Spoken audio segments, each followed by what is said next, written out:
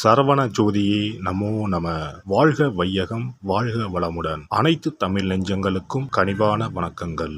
நிகழும் ஸ்ரீ மங்களகரமான குரோதி ஆண்டு மார்கழி மாதம் 17ஆம் தேதி புதன்கிழமை அன்று தனுசு ராசி உத்திராடம் நட்சத்திரத்தில் கன்யா லக்கணத்தில் இந்த மகத்தான ஆங்கில புத்தாண்டு பிறக்கிறது. இந்த வருட ஆரம்பத்தில் கிரக நிலைகள் என பார்த்தால் குரு பகவான் ரிஷபராசியில் வக்ர நிலையில் சஞ்சாரம் செய்கின்றார். கடகராசியில் செவ்வாய் பகவான் வக்ரம் மற்றும் நீச நிலையில் சஞ்சாரம் செய்கின்றார். கன்னி ராசியில் கேது பகவானின் சஞ்சாரமும், விருச்சிக ராசியில் புதன் பகவானின் சஞ்சாரமும், தனுசு ராசியில் சூரியன் மற்றும் சந்திர பகவானின் இணைவும் இருக்கும். கும்பராசியில் சுக்கிரன் மற்றும் சனி பகவானின் சஞ்சாரம் இணைந்திருக்கும். அடுத்ததாக மீனராசியில் ராகு பகவானின் சஞ்சாரம் இருக்கும். இவ்வித கிரக நிலைகளை கொண்டு இந்த 2025ஆம் வருடம் ஆரம்பமாகிறது. இந்த புத்தாண்டில் சனி பெயர்ச்சி, குரு பெயர்ச்சி, ராகு கேது பெயர்ச்சி என முக்கிய கிரகங்களின் பெயர்ச்சிகள் நடைபெற உள்ளது. இதன் காரணமாக சில ராசிக்காரர்களுக்கு குடும்பம், வேலை, தொழில் என அனைத்து விதத்திலும் முன்னேற்றம் ஏற்பட வாய்ப்புள்ளது. பிப்ரவரி 4ஆம் தேதி குரு பகவான் ரிஷபராசியில் வக்ர நிவர்த்தி அடைகிறார். மார்ச் 29ஆம் தேதி சனி பெயர்ச்சி நடைபெற உள்ளது. சனி பகவான் கும்பராசியில் இருந்து மீனராசிக்கு இடப்பெயர்ச்சி ஆகின்றார். மே மாதம் 14ஆம் தேதி குரு பகவான் ரிஷபராசியில் இருந்து மிதுன ராசிக்கு இடப்பெயர்ச்சி ஆகின்றார். மே மாதம் 18ஆம் தேதி ராகு கேது பெயர்ச்சி நடைபெறும். ராகு பகவான் கும்பராசிக்கும் கேது பகவான் சிம்மராசிக்கும் இடப்பெயர்ச்சி ஆகின்றனர். இந்த கிரக அமைப்பு மற்றும் பெயர்ச்சியினால் உங்கள் வாழ்வில் ஏற்பட போகும் சுபபலன் என்ன என்பதனையும், அசுப பலன் ஏற்படுமாயின் ராசிக்காரர்கள் செய்ய வேண்டிய பரிகாரம் என்ன, வழிபட வேண்டிய தெய்வம் யார் என்பதனை பற்றியும் விரிவாக காண்போம். பிறக்கப் போகும் இந்த ஆங்கில புத்தாண்டு உங்கள் வாழ்வில் வளமும் நலமும் செல்வ செழிப்பும் பெற்று வாழ்வில் உயரிய நிலையை அடைய எல்லாம் வல்ல எம்பெருமானை வேண்டி விரும்பி கேட்டுக்கொள்கிறேன். கன்னிராசி அன்பர்களே, 2025 புத்தாண்டில் தெய்வங்கள் கிரகங்களின் ஆசி நிறைந்ததாக இருக்கும். உங்களின் செயல்களில் வெற்றிகரமான அதிர்ஷ்டங்கள் நிறைந்திருக்கும். இந்த ஆண்டில் நீங்கள் முன்னெடுக்கும் எந்த ஒரு முக்கிய வேலையிலும் வெற்றி கிடைக்கும். உத்தியோகத்தில் முன்னேற்றம், பதவி உயர்வு கிடைக்க நல்ல வாய்ப்புகள் அமையும். அரசு வேலைக்கு தயாராகக்கூடிய நபர்களுக்கு வெற்றி கிடைக்கும். சகோதர சகோதரிகளின் ஆதரவால் வெற்றிகள் குவையும். அவர்களின் ஆலோசனையால் உங்கள் நிதி நிலைமை மேம்படும். கன்னி ராசி மற்றும் கன்னி லக்கணத்தில் பிறந்தவர்களுக்கு கோடீஸ்வர யோகம் உண்டு. தொழில் ஸ்தானத்தில் குரு பகவான் வருகிறார் என்பதால் தொழில் சிறக்கும். பணியிடத்தில் பதவி உயர்வு கிடைக்கும். வியாபாரம் செய்பவர்கள் மேலும் தொழிலை விரிவு செய்வீர்கள். மனதில் தைரியம் உண்டாகும். பேச்சுக்களில் ஆளுமை திறன் மேம்படும். குறுகிய தூர பயணங்களால் விருப்பம் நிறைவேறும். எதிராக இருந்தவர்கள் விலகிச் செல்வார்கள். எந்த ஒரு செயலிலும் சிந்தித்து செயல்படுவது நல்லது. நுண்கலைகளில் புதுமைகளை ஏற்படுத்துவீர்கள். அரசு வழியில் ஒத்துழைப்பு ஏற்படும். பணிபுரியும் இடத்தில் ஆதரவு கிடைக்கும். இணைய வர்த்தகத்தில் சிந்தித்து செயல்படவும். திறமைக்கு உண்டான உயர்வு கிடைக்கும். உடன் பிறந்தவர்களிடம் அனுசரித்து செல்வது நல்லது. புதிய வீடு கட்டுவது சார்ந்த சிந்தனைகள் மேம்படும். செங்கல் மற்றும் மணல் விற்பனையில் லாபம் அதிகரிக்கும். உறவினர்களின் எண்ணங்களை புரிந்து கொள்வீர்கள். வித்தியாசமான சிந்தனைகளும் அதற்கான முயற்சிகளும் அதிகரிக்கும். கடன் சார்ந்த நெருக்கடிகள் குறையும். பணி நிமித்தமான பயணங்கள் கைகூடும். சூழ்நிலைகளுக்கு ஏற்ப அனுசரித்து செல்லவும். உடல் ஆரோக்கியத்தை பொறுத்தவரை உடல் ஆரோக்கியம் தொடர்பான பிரச்சனைகள் குறையும். தூக்கமின்மை சார்ந்த பிரச்சனைகள் ஏற்பட்டு நீங்கும். உடல் அளவில் இருந்து வந்த அசதிகள் மற்றும் சோர்வுகள் படிப்படியாக குறையும். முழங்கால் பிரச்சனைகள் அவ்வப்போது தோன்றி மறையும். காய்கறி மற்றும் கீரை சார்ந்த உணவுகளை அதிகம் எடுத்துக்கொள்வது நன்மையை தரும். பெண்களை பொறுத்தவரை முடிந்து போன சில விஷயங்களை எண்ணாமல் இருப்பது நல்லது. முயற்சிக்கு ஏற்ப முன்னேற்றமான வாய்ப்புகள் அமையும். தன வரவுகள் தாராளமாக இருக்கும். பூர்வீக சொத்துக்களின் வழியில் அலைச்சல்கள் ஏற்படும். கணவன் மனைவிக்கு இடையே அனுசரித்து செல்லவும். மாணவர்கள் கல்வியில் ஆர்வத்துடன் படிப்பது நல்ல மதிப்பெண்களை பெற வழிவகுக்கும். விளையாட்டு விஷயங்களில் பொழுதுகளை கழிப்பீர்கள். உயர்கல்வியில் சிறு சிறு குழப்பங்கள் தோன்றி மறையும். ஆராய்ச்சி சார்ந்த விஷயங்களில் அலைச்சல்களுக்கு பின்பே அனுகூலம் ஏற்படும். பெற்றோர் மற்றும் ஆசிரியர்களின் ஆலோசனைகளுக்கு மதிப்பளித்து செயல்படுவது நன்மையை தரும். பணிபுரிவோருக்கு உத்தியோக பணிகளில் ஆதாயமான சூழல் உண்டாகும்.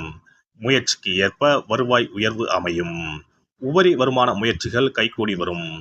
தற்பெருமைக்காக செலவு செய்வதை குறைத்து கொள்ளவும். நெருக்கமானவர்களிடம் எதிர்பார்த்த சில உதவிகள் கிடைக்கும். உயர் அதிகாரிகளிடம் எதிர்பார்த்த சில அனுகூலமான வாய்ப்புகள் உண்டாகும்.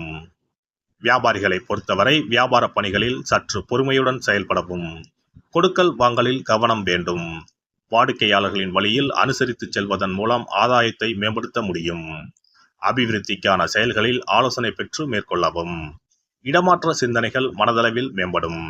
வங்கி கடன்கள் சிறு தாமதத்திற்கு பின்பு கிடைக்கும். கலைஞர்களுக்கு கலைத்துறையில் அனுகூலமான சூழல் ஏற்படும். வரவேண்டிய வரவுகள் தாமதமாக கிடைக்கும். சஞ்சலமான சிந்தனைகளால் குழப்பங்கள் உண்டாகும். மூத்த கலைஞர்களின் ஆலோசனைகள் நல்ல மதிப்பை ஏற்படுத்தி கொடுக்கும். அரசியல்வாதிகள் குதர்க்கமான சிந்தனைகளை குறைத்துக் கொள்வது நல்லது. வழக்கு விஷயங்களில் பொறுமையுடன் செயல்படவும். நெருக்கமானவர்களின் மூலம் புதுவிதமான கண்ணோட்டமும் அனுபவமும் ஏற்படும். மற்றவர்களின் எண்ணங்களை அறிந்து செயல்படுவதால் நல்ல மதிப்பும் நற்பலனும் கிடைக்கும். பௌர்ணமி தோறும் நல்லெண்ணெய் தீபம் ஏற்றி குலதெய்வத்தை வழிபட நினைத்த காரியங்கள் கைகூடும். தடைப்பட்ட பணிகள் முடிவு பெறும். சிறப்பு தொகுப்பு 2025ஆம் ஆண்டு சிறப்பாக அமைய புத்தாண்டு அன்று இதை மட்டும் செய்தால் போதும். 2025ஆம் ஆண்டு புத்தாண்டை வரவேற்க அனைவரும் ஆவலாக காத்திருக்கிறோம். ஆனால் அதற்கு முன்பு 2024ஆம் ஆண்டிற்கு நன்றி சொல்லி விடை கொடுப்பதும் மிகவும் முக்கியமானதாகும். இந்த ஆண்டில் கிடைத்த நல்ல விஷயங்களுக்கு நன்றி சொல்வதுடன் கிடைக்காமல் போன விஷயங்களுக்கும் சேர்த்து நன்றி சொல்ல வேண்டும். இதனால் பிறக்கப் போகும் புதிய ஆண்டில் அவைகள் இன்னும் சிறப்பாக நமக்கு நடப்பதற்கு வழிவகுக்கும். 2025ஆம் ஆண்டிற்கான காலண்டர் வாங்குவதற்கு முன் அதில் வேறு எந்த நிறுவனத்தின் பெயரோ எதுவும் இல்லாததாக பார்த்து வாங்கி வீட்டில் வைக்க வேண்டும். குறிப்பாக மகாலட்சுமி, வராகி அம்மன் படத்துடன் இருக்கும் காலண்டரை வாங்கி வீட்டில் வைப்பது நல்லது. இது தவிர புத்தாண்டு நாளன்று எந்த மாதிரி விஷயங்களை செய்தால் வரப்போகும் ஆண்டு நமக்கு சிறப்பான ஆண்டாக அமையும் என்பதை நாம் தெரிந்து கொள்ளலாம். ஒவ்வொரு ஆண்டும் ஆங்கில புத்தாண்டோ அல்லது தமிழ் புத்தாண்டோ எதுவாக இருந்தாலும் சரி, பிறக்கப் போகும் புதிய ஆண்டு சிறப்பாக இருக்க வேண்டும். இந்த ஆண்டிலாவது நம்முடைய கஷ்டங்கள் தீர வேண்டும் அல்லது நினைத்த காரியம் கைகூட வேண்டும் என்று அனைவரும் நினைப்பதுண்டு.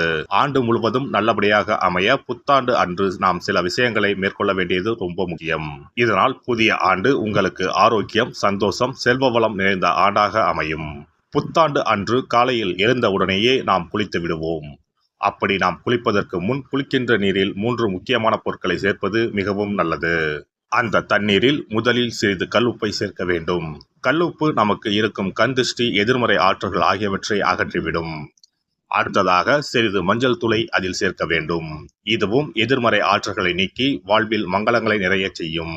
மூன்றாவதாக சிறிது சுத்தமான பாலை சேர்க்க வேண்டும். அது பசும்பாலாக இருப்பது மிகவும் சிறப்பானது. இவை மூன்றுமே மகாலட்சுமியின் அம்சமானவை என்பதால் இவற்றை நீரில் கலந்து குளித்தால் அந்த ஆண்டு முழுவதும் நமக்கு மகாலட்சுமியின் கடாட்சம் கிடைக்கும். அடுத்ததாக புத்தாண்டு அன்று காலையில் வீட்டின் வாசலில் சிறிதளவு மஞ்சள் தடவி அதன் மீது அரிசி மாவில் கோலமிட வேண்டும். அதன் மீது ஒரு அகலில் மஞ்சள் நிற திரியிட்டு நெய் விட்டு தீபம் ஏற்ற வேண்டும்.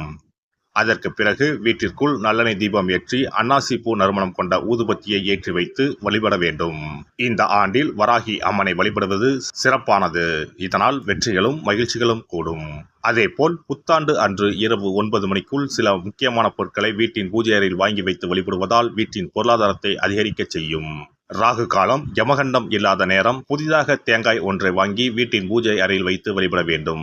அதன் பிறகு அதை எடுத்து சமையலுக்கு பயன்படுத்திக் கொள்ளலாம். தேங்காய் மங்களத்தின் அடையாளமாக கருதப்படுகிறது. இந்த பொருளை வீட்டில் வாங்கி வைப்பது மிகவும் நல்லது. அதோடு மயிலிறகை தேவஸ்தான கடைகளில் போய் வாங்கி கொண்டு வந்து வீட்டில் வைக்கலாம். முருகப்பெருமானின் வாகனமாக இருக்கக்கூடிய மயிலின் இறகை வீட்டில் வைப்பதால் நேர்மறை ஆற்றல்கள் பெருகும். அடுத்ததாக ஒரு கைப்பிடி அளவாவது பச்சரிசியை வாங்கி வீட்டில் வைத்து வழிபடலாம். கடைசியாக லட்சுமி குபேரர் சிலையை வாங்கி வைக்கலாம். லட்சுமி குபேரர் சிலை கிடைக்காவிட்டாலும் லட்சுமி குபேரர் படத்தையாவது வாங்கி வைத்து வழிபடுவது சிறப்பு. இதனால் ஆண்டு முழுவதும் வீட்டில் செல்வம் பெருகிக் கொண்டே இருக்கும். எல்லாம் வல்ல இறையருளால் நீங்களும் உங்கள் அன்பு குடும்பமும் உடல் நலம், நீலாயுள், நிறை செல்வம், உயர் புகழ், மெய்ஞானம் ஓங்கி வாழ்க வளமுடன். இந்த வீடியோ பதிவு உங்களுக்கு பிடித்திருந்தால் லைக் பண்ணுங்க, கமெண்ட் பண்ணுங்க, ஷேர் பண்ணுங்க, மறக்காம சப்ஸ்கிரைப் பண்ணுங்க, பக்கத்துல இருக்கிற பெல் பட்டனை கிளிக் பண்ணுங்க. நன்றி, வணக்கம். ஓம் நமச்சிவாய, சிவாய நம.